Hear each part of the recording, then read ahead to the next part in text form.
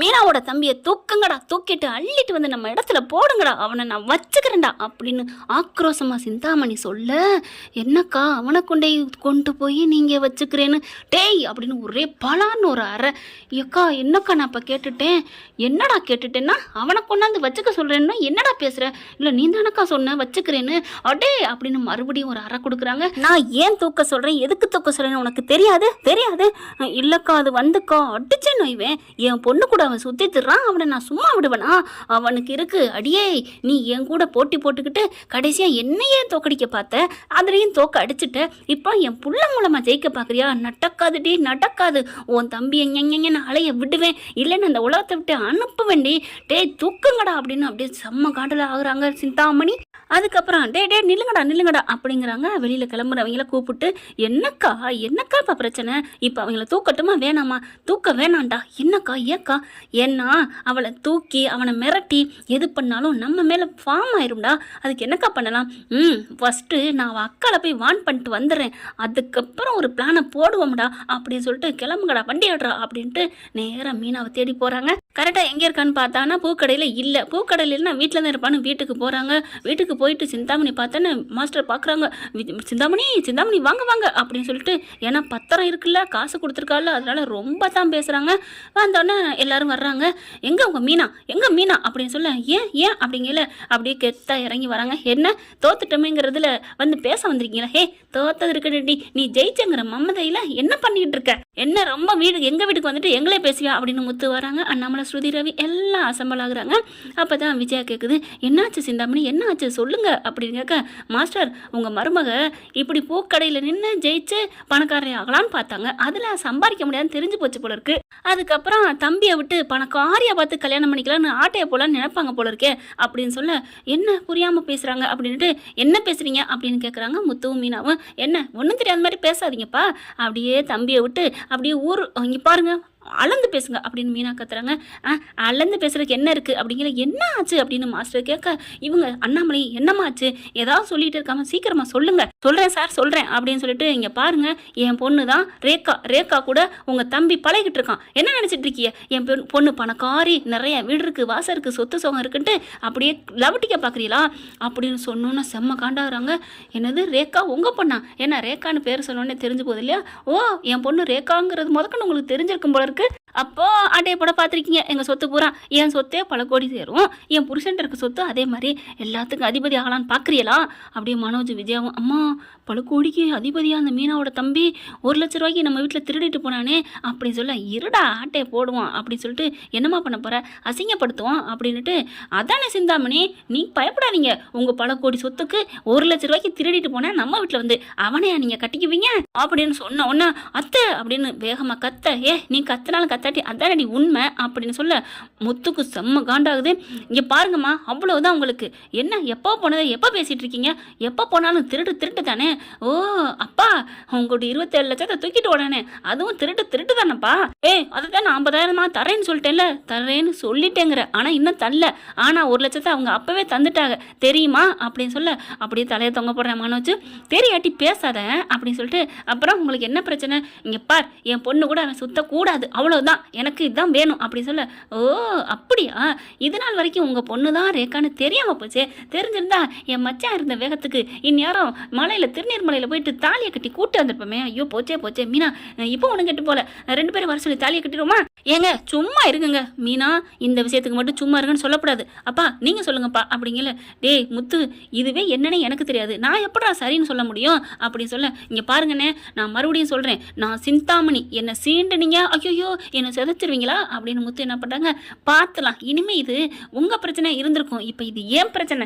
என்ன பண்ணலாம் நான் பார்க்குறேன், பார்க்கலாம் என்ன பண்ணலான்னு நானும் பார்க்குறேன், இங்கே பாருங்க என் மச்சானை மட்டும் ஏதாவது வச்சிங்க பார்க்கலாம், அவன் இருந்தா தானே, அவன் இல்லாமல் பண்ணிட்டா எப்படி ஏன் பொண்ணை தாலி கட்டுவான்னு பார்க்கலாம் அப்படின்னு சொல்ல, என் மச்சானுக்கு ஏதாவது ஆணுச்சு உங்கள் எல்லாரையும் ஒன்றும் இல்லாமல் சும்மா அந்தர் பண்ணிடுவேன் அப்படின்னு சொல்ல, பார்க்கலாம் மாஸ்டர், இப்படி உங்கள் புள்ள சொல்கிறது தப்பு, இது வந்து சரியில்லை, ஒன்றுக்கும் இல்லாதவங்க என் வீட்டில் வந்து பொண்ணு எடுப்பாங்களா, என்ன நினச்சிட்டு இருக்கீங்க ஆமா ஆமா சந்தாமணி, நீ சொல்றது சரிதான். ஏன்னா நாங்க தான் இழிச்சாயே ஒன்றும் இல்லாத வீட்டில் பொண்ணு எடுத்துட்டோம். ஆனா நீங்க அப்படியா, அதனால நீங்க பொண்ணெல்லாம் கொடுக்காதீங்க அப்படின்னு சொல்ல அப்படியே பார்க்குறாங்க. அப்படியே மீனாவுக்கு செம்ம கோவம் வருது. இங்க பாருங்க, அப்படி அடக்கணும் உங்க பொண்ணை போய் அடைக்குங்க. என் தம்பி அடக்கிறதுக்கு நீங்க யாரு?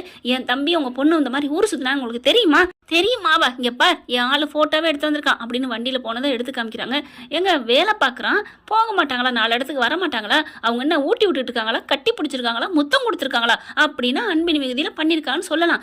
எதுவுமே இல்ல, வண்டியில போயிட்டு இருக்காங்க. இதை வச்சு இந்த மாதிரி தப்பா பேசுறீங்க? மரியாதை வெளில போறீங்களா என்ன? இந்த வீட்டு பக்கம் இனிமே வரக்கூடாது. என்ன இது உன் வீட்டுக்கு வீடுன்னு பேசுற? இது என் வீடு, என் வீட்டுக்கு யார் வேணாலும் வருவாங்க போவாங்க அப்படின்னு சொல்ல, அது சரி, அந்த பொண்ணு வீடு வந்தாங்கல்ல அமெரிக்காவிலேருந்து, அவங்க கிட்ட சொல்ல வேண்டியதானே இது என் வீடு, என் மருமகளுக்கு எந்த சம்மந்தம் இல்லைன்னு. அப்போ மட்டும் ஏன்னு என் மருமக தங்கம் வயிறுன்னு சொன்னீங்க. அப்படியே பார்க்குது சிந்தாமணி. ஓ, இது வேற நடந்துட்டு இருக்கா? இதை நோட் பண்ண வேண்டியதான், ரெக்கார்டு எடுக்க முடியாத, மொபைலும் உள்ளுக்கு இருக்கே. சரி நம்ம சொல்லுவோம், நம்ம சொன்னாதே ரோஹிணி நம்புவாளே. என்ன மாஸ்டர் சொல்கிறீங்க? அது விடுங்க, அது அப்புறம். சரி நான் அப்புறம் பேசிக்கிறேன். ஏதோ நடந்திருக்கு, மாப்பிள்ளோட பொண்ணு வீடு வந்திருக்காங்க அப்படின்ட்டு இதை நம்ம சீக்கிரம் போய் ரோஹிணிகிட்ட சொல்லணும் அப்படின்ட்டு, மாஸ்டர் நான் வரேன் மாஸ்டர், இனிமே இந்த மாதிரி பண்ற வேலை வச்சுக்கூடாதுன்னு உங்க மருமகளுக்கு அட்வைஸ் பண்ணுங்க அப்படின்ட்டு போயிடுறாங்க. போனதுக்கு அப்புறம் சிந்தாமணி போனதுக்கு அப்புறம் என்ன பண்ணுது விஜயா, ஏய் இதெல்லாம் தேவையாடி, உங்களுக்கு என்ன இவ்வளோ பெரிய பேராசையா? உன் தம்பி சும்மா இருக்க மாட்டானா அப்படிங்கிற முத்துவை பார்க்க முத்து வேகமா, அம்மா அவ்வளோதான் பேச்சா விடுங்க அப்பா, பேசக்கூடாதுன்னு சொல்லுங்கப்பா. என்னடா நடக்குது அப்பா?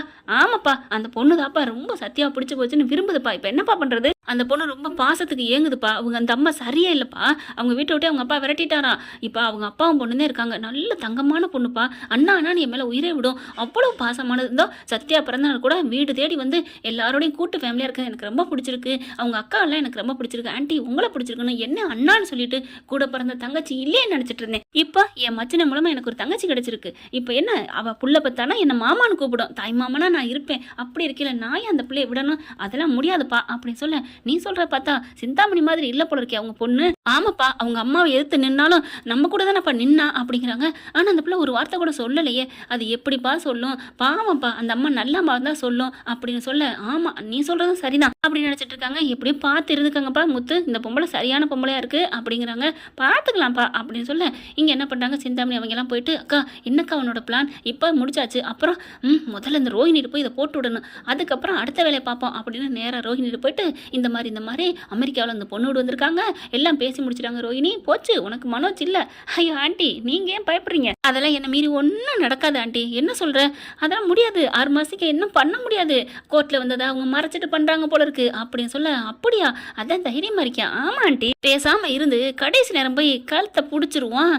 சூப்பரு, தாலி கட்ட போற நேரத்துக்கு பண்ணிடுவான். இது எதுவும் அவங்களுக்கு தெரியாது போல இருக்கு. நல்ல வேலை வக்கீல் எதுவும் சொல்லாம இருப்பாங்க போல இருக்கு. முத்துக்கிட்ட சொல்லியிருந்தானா இந்த நிச்சயம் பண்ணிருக்க விட மாட்டான். ஏன்னா அவன் எருமை கருமை எருமைன்னு திறவனாச்சு அந்த முத்து அப்படின்னு ரோஹிணி சொல்ல, சூப்பர் ரோஹிணி அப்படின்னு சொல்லிட்டு, சரி நான் கிளம்புறேன். எங்கே அப்படிங்கிறாங்க. எனக்கு ஒரு வேலை இருக்குது அப்படின்னு போயிட்டு அந்த அடியாட்களோட போயிட்டு, அக்கா இப்போ என்னக்கா பண்ணலாம்? இந்த வேலையும் சக்ஸஸ், இப்போ என்ன பண்ணலாம் இருடா அப்படின்னு சொல்லிட்டு என் பொண்ணை ஃபாலோ பண்ணணும் அப்படின்னு ஃபாலோ பண்ணுறாங்க. கரெக்டாக ஒரு இடத்துல பார்த்து என் பொண்ணை தூக்கிட்டு வாங்கடா அப்படின்னு சொல்ல, என்னக்கா நீங்கள் அவனை தூக்க சொல்லின்னு பார்த்தா நம்ம பொண்ணை நம்ம பாப்பா தூக்க சொல்கிறீங்க, அடே தூக்குங்கடா அப்படின்னு சொல்லிட்டு பிளானை கொடுக்குதுங்க. பிளானை கொடுத்தோன்னு, ஓ சூப்பர்க்கா நீ கில்லாடிக்கா அப்படின்னு சொல்லிட்டு ஸ்கெட்சு போடுறாங்க. இந்த பிள்ளை அக்கா மட்டும் தனியாக போகிற இடம் பார்த்து ஆள் நடமாட்டம் இல்லாமல், அதாவது கேமரா கீவரா எதுவும் இல்லைன்னு நினச்சிக்கிட்டு தூக்கிட்டாங்க. தூக்கி கொண்டே கண்ணை கட்டி ஒரு இடத்துல ரூமில் அடைச்சி வச்சாச்சு. அக்கா கொண்டாந்துட்டக்கா அப்படின்னு சொல்ல, டேய் வைங்கடா அக்கா நொக்கான அங்கே போய் நின்று பேசிகிட்டு இருக்கீங்க அப்படின்னு சொல்லிட்டு ஃபோனை வச்சுறாங்க. அதுக்கப்புறம் தனியாக போயிட்டு பேசுகிறாங்க. எதுக்குக்கா இப்போ நம்ம என்னக்கா பிளான் இரு அப்படின்னு சொல்லிட்டு ஒரு 2 மணி நேரம் ஒரு சாயந்தரம் ஆயிடுதா, என் பொண்ணை காணோம் அப்படின்னு சொல்லிட்டு போய் கம்ப்ளைண்ட் கொடுக்குதுங்க. எனக்கு சந்தேகம் போகிற இந்த மீனா தம்பி மேலே தானே கம்ப்ளைண்ட்டை கொடுக்குது. சிந்தாமணியோட மாஸ்டர் பிளானே இதுதாங்க. ஆளை தூக்கி அவனை தூக்குறத விட நம்ம பொண்ணை தூக்கிட்டு பொண்ணை காண சொன்னால் ஹெவியாக உள்ளார வச்சு செய்வாங்கல்ல, இது சாம்பிள். இனிமேல் என் பொண்ணு கூட இருந்தீங்கன்னா அம்பிடுத்தான் உனக்கு அந்தர் பண்ணிவிடுவேன்னு நல்லா சொல்லி விட்டுறலாம். அதனால இப்போ ஒரு பயம் காட்டுவோம் அப்படின்னு மாஸ்டர் ஏன் பிளானை போடுறாங்க. இப்போ என்ன அதே மாதிரி சத்யாவை போய் கைது பண்ணுறாங்க. மீனாவுக்கும் தகவல் போகுதுங்க. அவங்க அம்மா சொல்கிறாங்க, முத்து மீனா எல்லாரும் அலறி அடிச்சுட்டு ஸ்டேஷனுக்கு போகிறாங்க. என்னப்பாச்சுன்னு சத்யாட்ட போய் அப்படியே அழுதுட்டு கேட்க, ஏன்டா இப்படி நமக்கு விதியா அப்படிங்கல, தெரியலம்மா நான் ஒன்றுமே பண்ணலம்மா, நான் போய் வசூல் பண்ணிட்டு வந்ததோட போயிட்டு வரேன்னு சொல்லிட்டு போயிருச்சுமா, அவ்வளோதாம்மா தெரியும். அதுக்கப்புறம் நான் வந்துட்டேம்மா, நான் வந்ததுலேருந்து நம்ம வீட்டில் தான்மா இருந்தேன் அப்படின்னு சொல்ல, ஐயோ இப்போ நம்ம வீட்டில் இருந்தேன்னா நம்ப மாட்டாங்களே அம்மா, அவங்க காணாமல் சொன்ன நேரத்துலலாம் நான் அவங்க அப்பாவோட தான்மா இருந்தேன் அப்படின்னு சொல்ல, அப்போ அவங்க அப்பாவில் போய் பேசணும்னு அவங்க அப்பாட்ட போய் பேசுகிறாங்க. என் பொண்ணை காணுமே தம்பி, நீ எங்கேயாவது நீ பாத்தியா, உண்மையை சொல்லுப்பா அப்படின்னு சொல்ல, என்ன சார் இப்பெல்லாம் பேசுகிறீங்க? மீனாவும் முத்து என்ன பண்ணுறாங்க, அவங்க அப்பாட்ட போய் பேசுகிறாங்க. இந்த மாதிரி என் தம்பியை பிடிச்சி அரெஸ்ட் பண்ணி வச்சுருக்காங்க, உங்கள் பொண்ணை கடத்திட்டா சொல்லி, உங்கள் பொண்ணை கடத்துகிற ஆளாக என் தம்பி பாருங்க அப்படின்னு சொல்ல, என்ன சொல்கிறீங்க அப்படின்னு சொல்லி தூக்கி வாரி போடுது. யார் கம்ப்ளைண்ட் கொடுத்தா? சிந்தாமணி தான் அப்படின்னு சொல்ல, அவள் யார் என் பொண்ணை காணோம்னு சொல்லி கம்ப்ளைண்ட் கொடுக்குறதுக்கு? இந்த தம்பியை பற்றி எனக்கு தெரியும், அப்படிலாம் அந்த தம்பி பண்ணியிருக்க மாட்டார், வாங்க நம்ம போவோம் அப்படின்னு சொல்லிட்டு ஸ்டேஷனுக்கு போய் இந்த மாதிரி கம்ப்ளைண்ட்லாம் இல்லைங்க, நான் அந்த பொண்ணோட அப்பாங்க, இந்த பையன் எனக்கு பிடிச்ச பையங்கனால என் பொண்ணாடி இப்படி பண்ணி வச்சிருக்கா, அவன் இந்த இதுக்கும் கடத்தலுக்கும் எந்த கடத்தலோ ஏதோ காணாமல் போனதுக்கும் சத்யாவுக்கும் எந்த சம்மந்தம் இல்லை, அவனை ரிலீஸ் பண்ணுங்க அப்படிங்கிறாங்க. முடியாதுங்க, கம்ப்ளைண்ட் வந்திருக்கு, பெத்த தாய் கொடுத்துருக்காங்க, நாங்கள் விட முடியாது அப்படிங்கிறாங்க. ஓ அப்படியா, சரிங்க, இன்னும் 1 மணி நேரத்தில் நீங்களே கொண்டாந்து விடுவீங்க அப்படின்னு சொல்லிட்டு அங்கேருந்து கிளம்புறாங்க. அப்போ முத்து மீனாவும் கையெடுத்து நன்றி சொல்கிறாங்க. ஏன் சார் எதுக்கு எதுக்கு அப்படின்னு சொல்ல, இல்லை நீங்கள் மட்டும் இல்லைன்னா வேற தான் என் பொண்ணு என்னாச்சு, என் பொண்ணு என்ன பண்ணேன்னு கேட்டிருப்பாங்க, நீங்கள் உண்மையிலே மனிதருள் மாணிக்கம் சார் அப்படின்னு முத்து சொல்கிறாங்க. அட விடுப்பா, உன்னை பற்றி நிறையா உன் மச்சான் சொல்லியிருக்கான், உன்னை விடவா நானா அப்படிங்கிறாங்க. சார் நான் என்ன சார் பண்ணிட்டேன், நீ ரொம்ப நல்லவனாமே, உன் மனசு அப்படியே தங்கமாமே வைரமாமே எல்லாம் சொல்லியிருக்காங்க, உங்கள் குடும்பத்தை பற்றி எனக்கு தெரியுமா, உனக்கு ஒன்று தெரியுமா, என் பொண்ணும் பையனும் விரும்புகிறாங்கன்னு கூட எனக்கு தெரியாது, ஆனால் உன் தம்பியை இங்கே பாருமா, உன் தம்பியை என் பொண்ணுக்கு கட்டி கொடுக்கலான்னு தான் நானே நினச்சிட்டு இருந்தேன், அப்படி இருக்கல நான் ஏமா அப்படி பண்ண போகிறேன், அதெல்லாம் பயப்படாத, நான் கண்டிப்பாக உன் தம்பியை நான் வெளில எடுப்பேன், போதுமா, இப்போ என்ன சார் பண்ணுறது, என் பொண்டாட்டிட்டு தான் அவளை 4 குடுப்பு கொடுக்குறேன் அப்படின்னு அங்கேருந்து கிளம்புறாரு. கரெக்டாக பார்த்தீங்கன்னா சிந்தாமணிகிட்ட போயிட்டு சும்மா லெஃப்ட் ரைட்டு வாங்குறாரு. எங்கடி என் பொண்ணை எங்கடி ஒழிச்சு வச்சிருக்க, என்னது நம்ம ஒழிச்சு வச்சிருக்க கரெக்டாக சொல்கிறானே பார்த்துட்டானோ அப்படிங்கிற, என்ன நான் இங்கே ஒழிச்சு வச்சிருக்கேன், நீ தான் ஒழிச்சு வச்சிருக்கேன்னு தெரியும்டி, தகவல் வந்துருச்சுடி, ஃபோன் பண்ணி என் பிள்ளை சொல்லிட்டா அம்மா அந்த மாதிரி ஒழிச்சு வச்சிருக்குன்னு.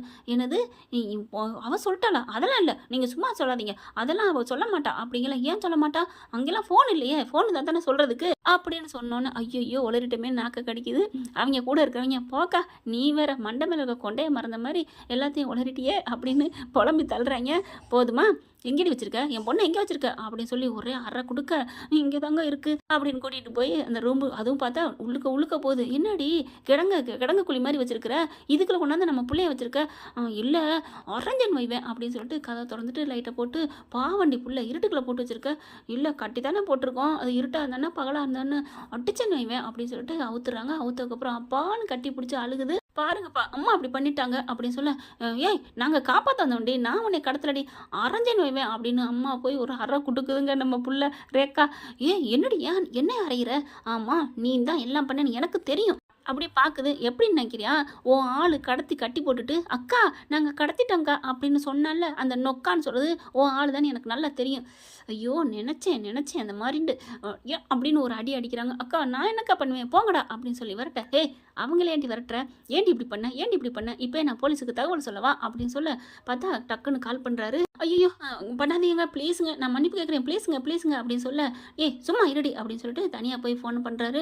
இப்போ என்ன பண்ணுறது தெரியல, மறைக்கமா உன் காலில் விழுகிறேம்மா, என்னை விட சொல்லுமா, போலீஸுக்கு வேணாமா, இந்த வந்துக்கிட்டு இருக்காங்க வரட்டும், அவங்க என்ன சொல்கிறாங்கிற பொறுத்து நீ உள்ளுக்க போகிறதும் வெளில இருக்கிறதும் அப்படின்னு சொல்ல, போலீஸ் வந்தால் என்ன பிடிச்சிட்டு தான் உள்ளறதான் போடுவாங்க, அவங்க என்ன மன்னிச்சு விட்டுட்டா போகிறாங்க, அவங்க என்ன நல்ல மனசோடு உள்ள மனுஷங்களா என்ன, ஆமாம்மா நல்ல மனுஷங்களோட மனசுன்னா உன்னை பொறுத்த வரைக்கும் யார் உன்னை மன்னிப்பான்னு நினைக்கிறா, என்னை பொறுத்த வரைக்கும் யார் மன்னிக்க போகிறா, நீங்களே என்ன மன்னிக்கல, அப்போ அந்த விஜயா வந்தா விஜயா எப்படி என்ன மன்னிப்பாங்க, அப்போ முத்து மீனா அவங்க வேணாலும் என்னை மன்னிக்கலாம், மற்றபடி யாரும் மன்னிக்க மாட்டாங்க, ஓ அப்படி இருக்கிறதுனால தான் இழிச்சாயின்னு அவங்களுக்கு நீ இந்த மாதிரி பாதகம் செய்யறியா அப்படின்னு சொல்லல, அப்படியே தலையை தொங்க போட்டுக்கிட்டு இருக்கு. கரெக்டாக வண்டி வருதுங்க, வண்டியை நிப்பாட்டி இறங்கி வர்றதை யாருன்னு பார்த்தா என்ன போலீஸ் வண்டி வராமல் சாதாரண கார் வருது.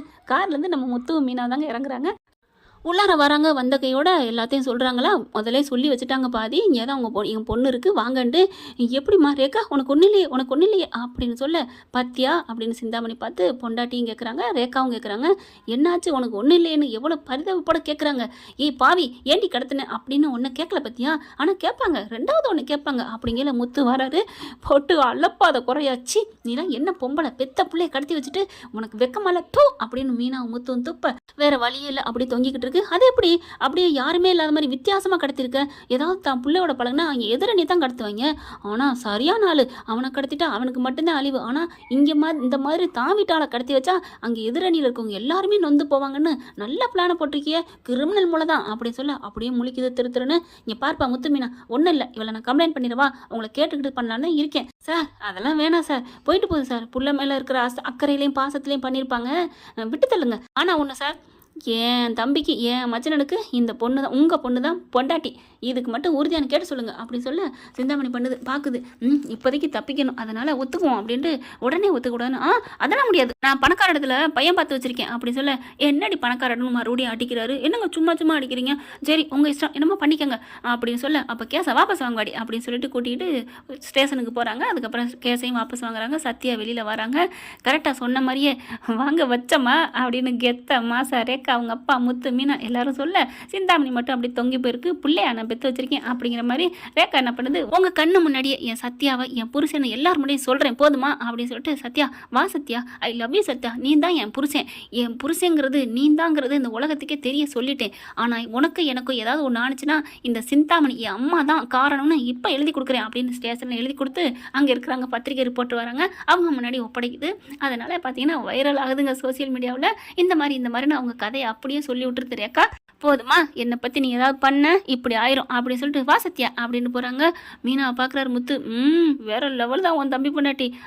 வேற லெவல்னு உங்கள் தங்கச்சின்னு சொல்லுங்கள். ஆமாம் இதில் என்ன இருக்குது அப்படின்னு சொல்லி சந்தோஷமாக வீட்டுக்கு வந்து விஜயா கிட்ட சொல்ல விஜயா ஆடி போகுதுச்சே என்ன இப்படி நடந்து போச்சே அப்படின்ட்டு அப்படி தான் ஆகும் அப்படின்னு மண்டையில் ஒரு கொட்டு கொட்டிட்டு அண்ணாமலை போகிறாங்க. என்ன ஃப்ரெண்ட் இப்படி பண்ண நல்லா தானே இருக்கும், பார்க்கலாம் என்ன நடக்க போகுதுன்னு. தேங்க்யூ. இந்த வீடியோ உங்களுக்கு பிடிச்சிருந்தா தயவு செய்து லைக் பண்ணுங்க. இன்னும் அப்டேட்ஸ்க்காக சேனலை சப்ஸ்கிரைப் பண்ண மறக்காதீங்க. நம்ம கிட்ட இருக்க எல்லா சேனல்ஸோட லேட்டஸ்ட் வீடியோ அப்டேட்ஸ்க்காக மேல ரைட் சைடுல காட்டுற லிங்கை கிளிக் பண்ணி வாட்ஸ்அப் குரூப்ல ஜாயின் பண்ணுங்க. உங்களிடம் விடைபெறுவது நான் உங்கள் மெஹர்.